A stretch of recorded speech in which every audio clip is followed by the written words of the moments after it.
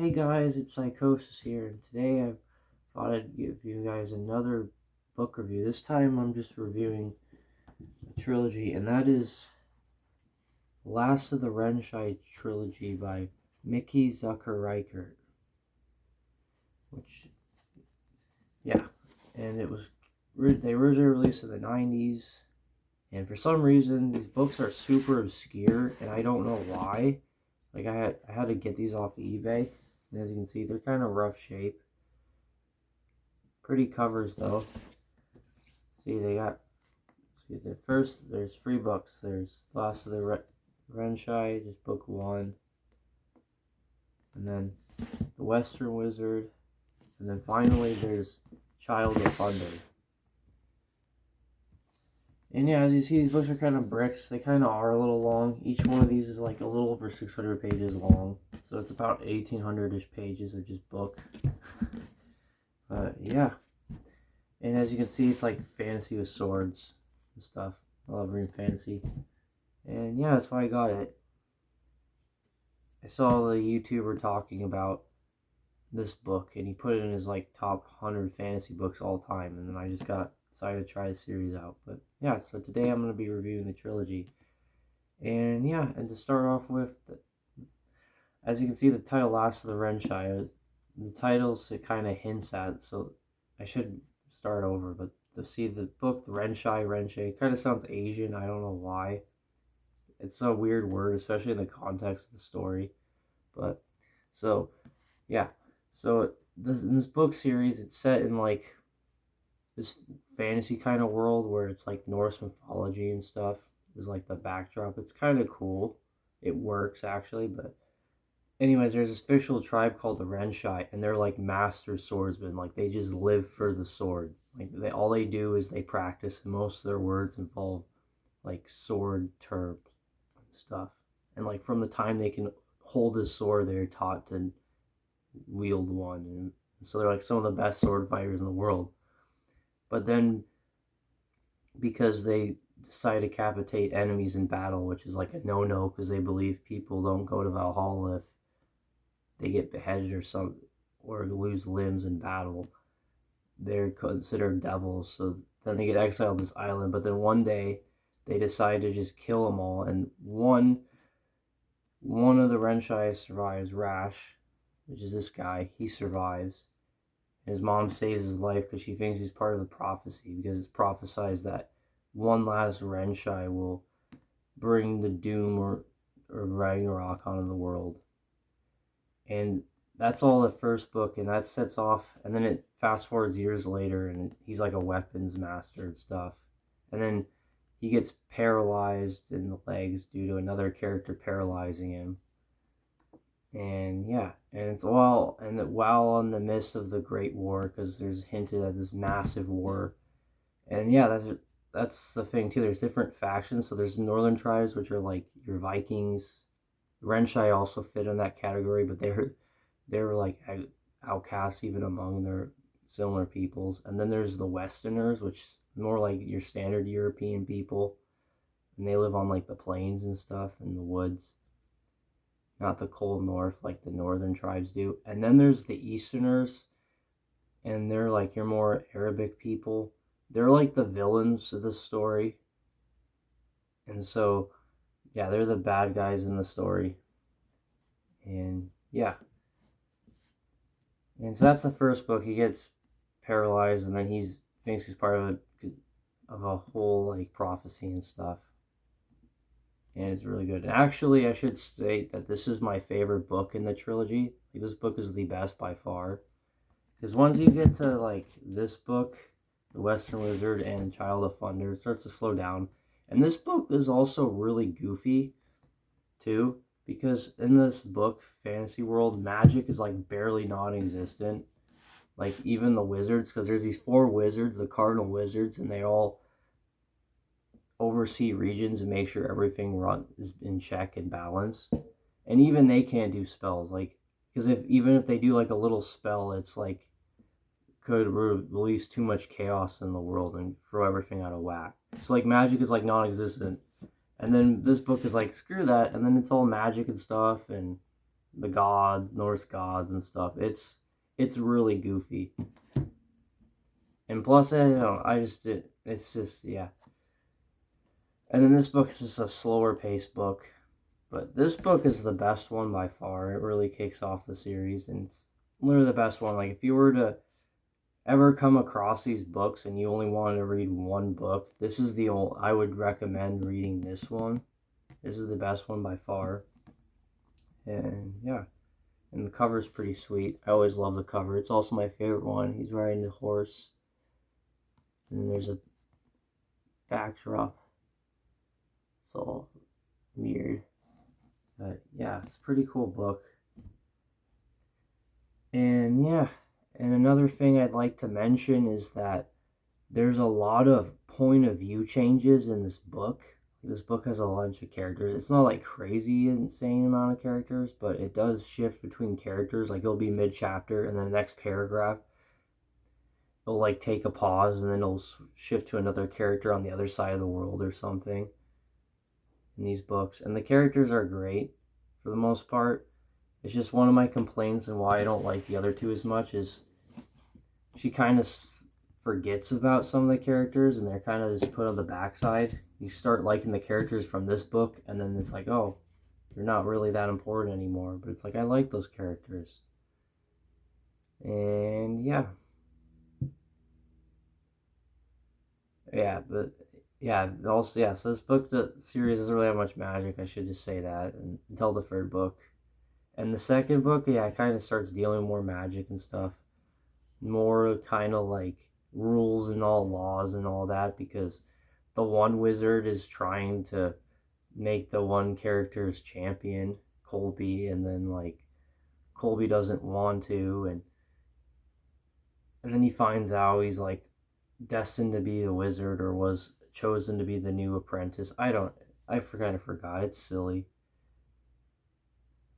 But yeah, the series is pretty good, though. The point of view changes are kind of a lot, though. The characters are great. There's some I really liked. And there's some I didn't like, but ended up liking better. Like, the one character I absolutely hated, and then by the second book, before he died, I was like, wow, he's actually a decent character now. And yeah. And yeah, the biggest thing is I'd say this is the perfect fantasy series if you love swords and sword combat, which I do. So that's kind of why I was drawn to this book series, because the Renshai, like, when I say they live for the sword, they live for the sword. Like, that's all they do. And you constantly throughout the book, from time to time, will read a passage and the characters are practicing sword fighting and saying all these terms and doing all these like complex katas and maneuvers and stuff. And then in the battle scenes, it's really descriptive of what they're doing, of like the moves and stuff. And then the enemy's being terrified because some blonde dude who looks like he's not even 20 years old is just like slaughtering people like it's nothing.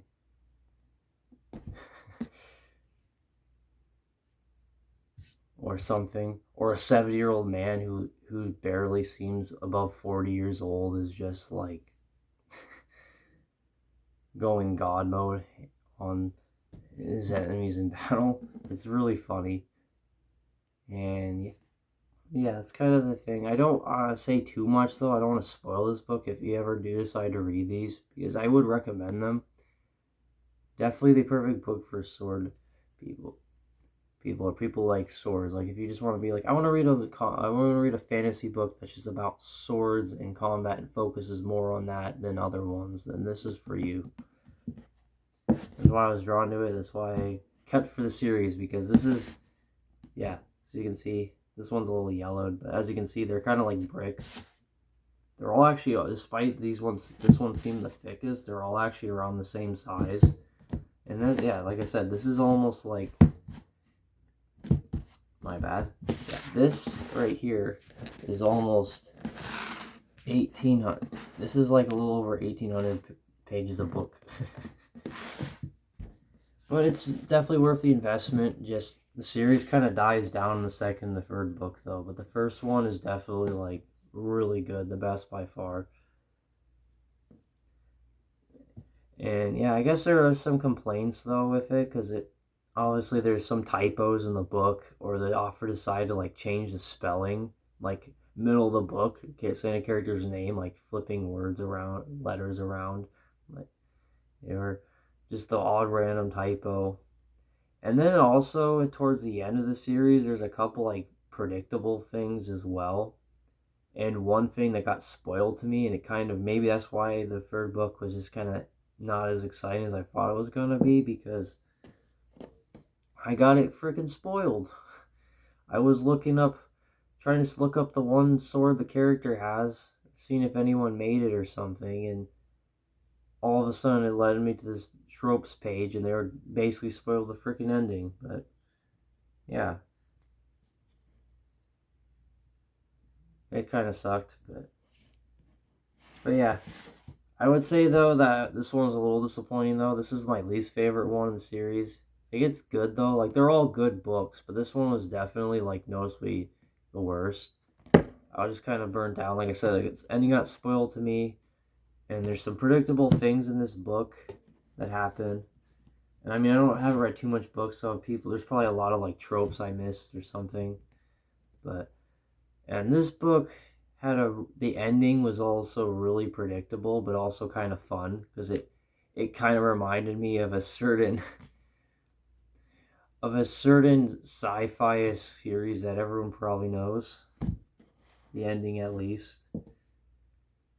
Oh yeah, and then that's also why it gets goofy, because this character Colby, he becomes like the main character starting from this book, and he has mind powers. It's, yeah, it gets goofier from there. And then, like I said, this one though is my favorite though. The ending is both awesome and a little sad, because there's a death of a character, and I really like the character. I'm not gonna say who though. I don't want to spoil too much. I feel like I already have. And yeah, and one of the and I also forgot to mention, so that or hit back on, is the main plots of these books is it's all going down towards Ragnarok, all the events in order, and that the one destined character is supposed to be the one who kickstarts it off or something, if I can remember correctly. I forgot the exact wording of the prophecy, but all they are is like a yellow-haired devil will cause destruction to gods and men alike, and wizards alike and stuff. And yeah, the rules of the wizards are super weird too. They have a lot of weird rules. And yeah.